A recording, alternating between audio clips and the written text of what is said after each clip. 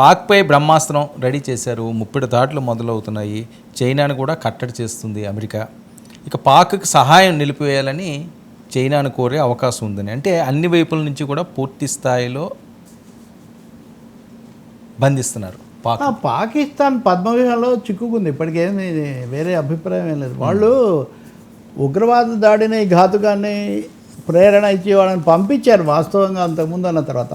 ఏ విషయంలో తేడా ఉందేమో అని పాకిస్తాన్ సైన్యం వెనకుండి ఇదంతా చేయించారనే దాంట్లో అసలు ప్రపంచంలో రెండో అభిప్రాయం లేదు. మీరు అసలు ముందు దాన్ని ఖండిస్తే తప్ప కుదరదని అమెరికా దేశాలు కూడా చెప్తున్నారు, అమెరికా కూడా చెప్తూ ఉంది. కాబట్టి భారతదేశం యొక్క వ్యూహం ఎలా ఉంటుందంటే, నిన్న రక్షణ మంత్రి రాజ్నాథ్ సింగ్ స్పష్టంగా చెప్పాడు, మీరందరూ ఏం కోరుకుంటున్నారో అదే జరుగుతుంది. మోదీ ఎలా పనిచేస్తాడో మీకు తెలుసు కదా, మోదీ స్టైల్ మీకు తెలుసు కదా అని. అంటే తప్పకుండా షాక్ ట్రీట్మెంట్ తప్పదు. ఈసారి షాకింగ్ అటాక్గా ఉంటుంది. అది అందరూ ఆశించే ట్రెడిషనల్ సాంప్రదాయ యుద్ధంలాగా ఇలా అలా కాదు. పైగా గతసారి సర్జికల్ స్ట్రైక్స్ వాటి ఎఫెక్ట్ ఎంత అన్నది కూడా ప్రపంచం అంతా చూసింది. కాబట్టి ఈసారి భారతదేశం, ఇప్పుడు మీరు చూడండి, సింధు జలాలను ఆపేశారు మొదట. అది షాక్ నిజానికి. 1960 తర్వాత ఎప్పుడు తీసుకొని ఒక చర్య తీసుకున్నారు. ఈరోజు ఏం చేశారు, మాకు ఒప్పందం లేదు కాబట్టి మేము ఈ పైన మేము కట్టుకునే ప్రాజెక్టులు, హైడల్ ఎలక్ట్రిసిటీ, జల విద్యుత్ ప్రాజెక్టులు అన్నీ కడతామని పాకిస్తాన్కు పూర్తిగా ఇంకా విషయంలో చాలా తీవ్రమైన ఇంక ఇబ్బంది. వెంటనే వాళ్ళకి వస్తుంది మంచు ఆగిపోయిందంటే. ఇక రెండో విషయం, మధ్యవర్తుల ద్వారా చాలా ప్రయత్నాలు చేస్తున్నారు. అంతకుముందు ఒకరిద్దరిని పంపించారు, లేదా అమెరికా అధ్యక్షుడిని బతిమాలారు. ఇప్పుడు ఇరాన్ విదేశాంగ మంత్రి వస్తున్నాడు, అబ్బాస్ అగారచి అని. ఆయన ఇప్పుడు ఇస్లామాబాద్లో ఉన్నాడు. అక్కడి నుంచి తర్వాత 3 రోజుల తర్వాత ఇండియాకు వస్తాడు.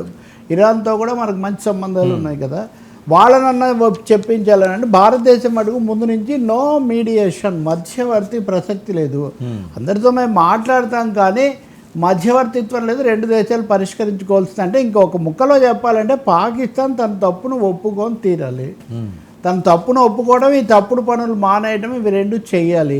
చేయకపోతే కుదరదు అనే ఖచ్చితమైనటువంటి వైఖరితో భారతదేశం ఉంది. ఇంకోటి ఏమో ఐక్యరాజ్య సమితిలో కూడా, యునైటెడ్ నేషన్స్ సెక్యూరిటీ కౌన్సిల్ భద్రతా మండలిలో కూడా ఈరోజే ఆ విషయం చర్చకు వస్తూ ఉంది. ఈ ఉగ్రవాదాన్ని ఖండించడం 5 శాశ్వత సభ్యులు ఉన్నారు కదా, సభ్య దేశాలు, America, China, Russia, Britain, France. ఈ 5 దేశాలతో పాటు మధ్యస్థంగా వచ్చే దేశాలతో 10 తాత్కాలిక సభ్య దేశాలు, అవి కూడా ఎక్కువ భాగం బలపరుస్తున్నాయి ఇండియాను. కాబట్టి ఒక అంతర్జాతీయ అభిప్రాయాన్ని కూడగట్టడంలో భారతదేశం చాలా వరకు జయప్రదమైంది. నిన్న మీరు చూస్తే కనుక రక్షణ దళ ఇదేది నౌకాదళాలకు సంబంధించినటువంటి ఆ వైస్ అడ్మిరల్ త్రిపాఠితోనూ, అలాగే air force air chief marshal AP సింగ్తో కూడా ప్రధానమంత్రి చర్చలు జరిపారు. అంటే ఈ సిరీస్ ఆఫ్ వీటి ద్వారా సీరియస్ ఇండికేషన్స్ ఇస్తున్నారు. ఈ సిరీస్ ద్వారా మేము చాలా తీవ్రమైన చర్య తీసుకోబోతున్నామని. కాశ్మీర్లో కూడా మూడు అలాగే ఉంది. అందుకనే ఖచ్చితంగా ఒక తీవ్రమైన చర్య. ఇప్పుడు పాకిస్తాన్ రక్షణ మంత్రి ఇంకొకరు దీనికి విరుగుడుగా అణుబాంబులు ప్రయోగిస్తాం అది ఇది అంటే, అణుబాంబులు అంటే ఏం పిల్ల వ్యవహారం కాదు. అమెరికా వాడు హిరోషిమా మీద బాంబు వేసాడంటే ఆ చివర అమెరికా, ఈ చివర జపాన్ ఉన్నాయి కాబట్టి. కానీ ఇక్కడ పాకిస్తాను, ఇండియా విడిపోయిన దేశాలు ఇవి. పంజాబు అంటే ఇక్కడ తూర్పు పడమరల తప్ప బెంగాల్ అయినా ఇదైనా పాకిస్తాన్ అయినా. కాబట్టి ఖచ్చితంగా ఏదో అణ్వస్త్ర ఛాయిస్ వాళ్ళ దగ్గర లేదు, అంత శక్తి, అంత డబ్బు కూడా లేదు. అన్నానికే లేదని ఒకవైపు చెప్పుకుంటూ మేము అణ్వస్త్రం వేస్తాము అంటే అది ఎలా కుదురుతుంది?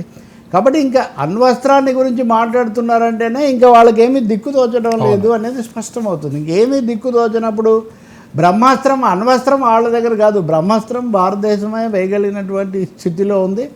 ఖచ్చితంగా నిన్న విదేశాంగ మంత్రి కూడా ఏదో అంతర్జాతీయ వేదికలో పాల్గొంటూ మాట అన్నారు కదా, మాకు బోధకులు వద్దు, మాకు భాగస్వాములు, సహాయపడేవాళ్ళు కావాలి అని ఒక మాట అన్నాడు జయశంకర్. నిజంగానే అంటే మనం కూడా ఉక్రెయిన్లో యుద్ధం ఆపమని చెప్తాం, అది వేరే విషయం.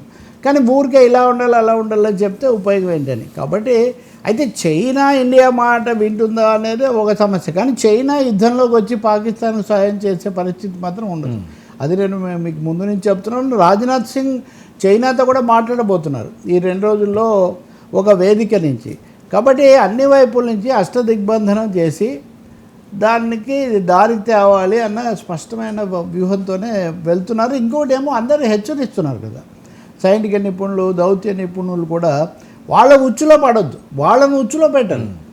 మనం వాళ్ళు చెప్పినట్టుగా చేసి ఇవన్నీ చేయకూడదు అనే ఒక స్పష్టమైన వ్యూహంతోనే ఉంది. అందుకనే చెప్పాలంటే ఆవేశాలు ఇంతగా వస్తున్నా కానీ కొంచెం ఆచితూచి అడుగులు వేయటం, సైన్యాధికారులు రక్షణాధికారులు వాళ్ళతో చర్చించి నడవటం అన్నదే. చివరిది పాకిస్తాన్ ప్రభుత్వం సైన్యం గుప్పిట్లో ఉంటుంది, కానీ భారతదేశంలో సైన్యం ప్రభుత్వం చెప్పిన మాట వింటుంది. మన దేశంలో civilian authority, supreme and military authority, ఎప్పుడూ మిలిటరీ అథారిటీని అలౌ చేసినటువంటి పరిస్థితి లేదు. కాబట్టి ఖచ్చితంగా ఇక్కడ మోదీ గవర్నమెంట్ ఒక సీరియస్ యాక్షన్కే సిద్ధమై, యాక్షన్ అది ఇట్స్ ఆల్రెడీ ఇన్ యాక్షన్ అని కూడా అది కూడా ఉంది. ఇప్పుడు మీరు లేటెస్ట్గా చూడండి, జైళ్ళు మీద దాడి చేయాలని వాళ్ళు పథకం వేశారని వచ్చింది. జైళ్ళ మీద ఎందుకు దాడి చేయాలంటే అందరూ అక్కడ పట్టుకున్న వాళ్ళు, నిందితులు అందరూ అక్కడ ఉన్నారని. కాబట్టి జైళ్లను కూడా నిఘా పెట్టాల్సిన ఒక ప్రత్యేక పరిస్థితి ఇక్కడ ఏర్పడుతుంది. అందరూ వద్దంటుందంతా ఒక్కటే, కాశ్మీర్ ప్రజల విశ్వాసం ఉంటేనే, మద్దతు ఉంటేనే ఇది జరుగుతుంది. ఎందుకంటే కాశ్మీర్ ఇక్కడ రణక్షేత్రం కాబట్టి.